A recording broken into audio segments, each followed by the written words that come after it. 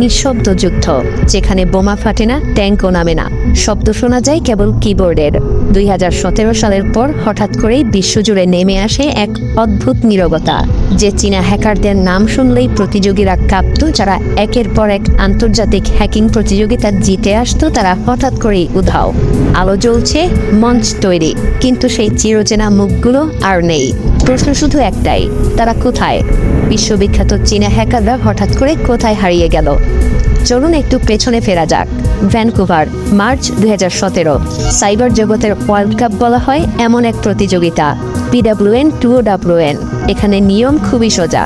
Google Chrome, Microsoft Windows, আইফোনের মতো জনপ্রিয় সফটওয়্যার বা ডিভাইসে নতুন এবং পুরাতন দুর্বলতা বা বাগ খুঁজে বের করতে হয়।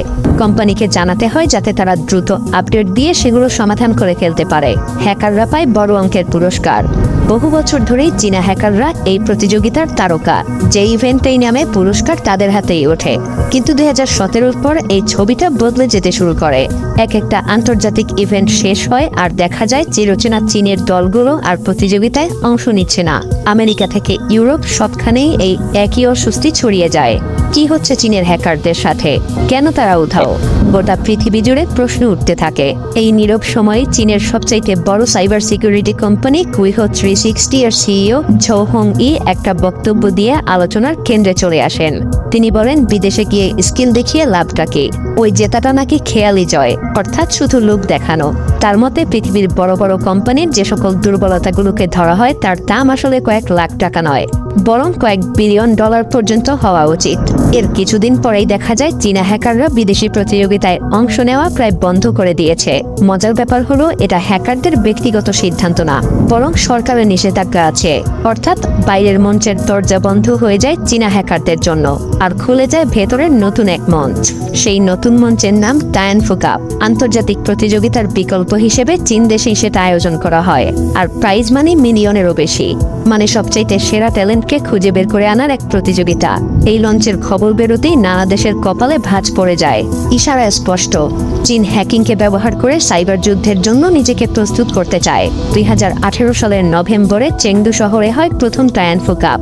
ঠিক সেই মঞ্চেই উঠে আসে এক ঝড়ের নাম।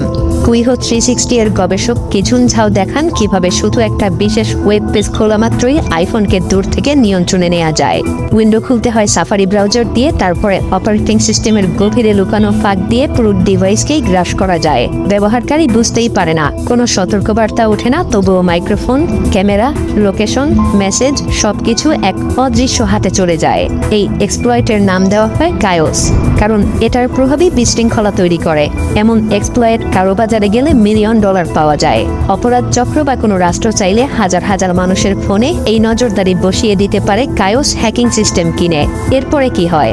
2019 সালের জানুয়ারিতে অ্যাপেল নীরবে আপডেট দিয়ে সেই ফাঁক বন্ধ করে দেয়। কিন্তু আসল চমক আসে ওই বছরের আগস্টে। গুগল একটা রিসার্চে প্রকাশ করে দীর্ঘ সময় ধরে আইফোনে বড় মাপের হ্যাকিং ক্যাম্পেইন চলছে। 5টা আলাদা হ্যাকিং গ্রুপকে শনাক্ত করা হয়। তার মধ্যে একটা চেইন টায়ানফু কাপে দেখানো কায়োসের সাথে মিলে যায়। ধাপে ধাপে, কাঠামোয়, কাজের ধরনে সবকিছুতেই।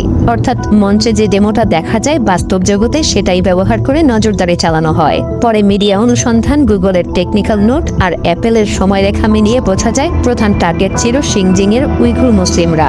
পাশাপাশি সাংবাদিক, অ্যাক্টিভিস্ট এবং সরকারের সমালোচকও তাদের নিশানা থেকে বাদ যায় না। এখানেই এই গল্পের শেষ না। 2024 সালের ফেব্রুয়ারিতে গিটহাবে ফাঁস হয় আইসুন নামের একটা চীনা আইটি সিকিউরিটি ফার্মের ডেটা। ইমেইল, চ্যাটলগ, এমনকি স্পাইওয়্যার ডেভেলপমেন্টের নথিও সেখানে থাকে।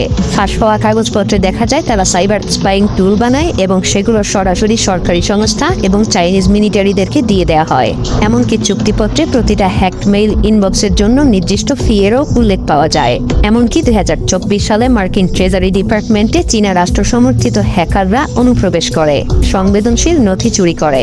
ওই বছরই অন্তত 9টা মার্কিন টেলিকম নেটওয়ার্ক, AT&T, ভেরাইজন, টা মোবাইল সহ অনেকগুলো কোম্পানি টার্গেট করা হয়। তার আগের বছর বোল্ট টাইফুন নামে একটা পরিচিত চীনা গ্রুপ আমেরিকার এনার্জি এবং ওয়াটার ফিল্ট্রেশন সিস্টেমকে লক্ষ্য করে সাইবার অ্যাটাক চালায়। 2023 সালে গুয়ামের আশেপাশের সামরিক ঘাঁটির কাছে অস্বাভাবিক মালওয়্যারও ধরা পড়ে।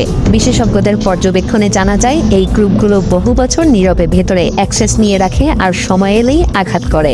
মিসাইল নয়, বরং মূল শক্তি কোড।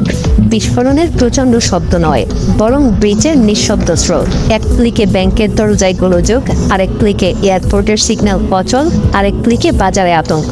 বাইরে থেকে সবকিছুই যেন স্বাভাবিক মনে হয়, অথচ ভেতরে ডেটা রক্তক্ষরণ চলতেই থাকে। সময়ের সবথেকে ভয়ঙ্কর যুদ্ধটা চলছে আপনার পকেটের ভেতরেই। আমরা ভাবি ফোনটা তো নিছক এক ডিভাইস, কিন্তু এর ভেতরেই আছে আমাদের কথা, ছবি, পরিচয়, বিশ্বাস, সব। আর এটাই আজকের যুদ্ধক্ষেত্র।